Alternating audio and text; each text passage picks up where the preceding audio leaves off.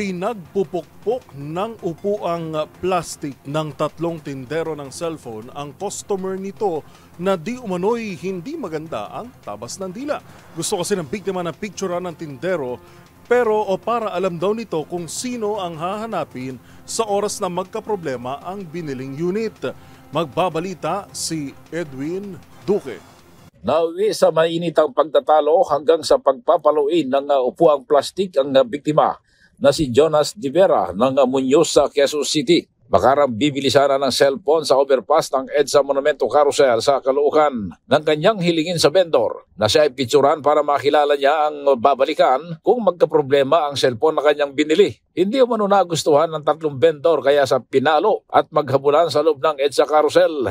Agad na umawat itong si SG na si John Gilbert Sabang ng Carousel kasama na rito ang mga nakatalagang Philippine Coast Guard.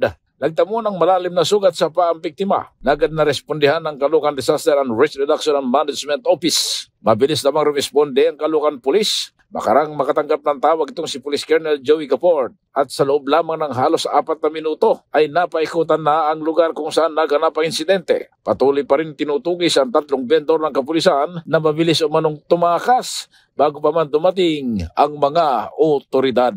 Para sa MBC TV Network News, ako si Ares 23. Edwin Duque nagulat sa DZRH, una sa Pilipinas, una sa Pilipino.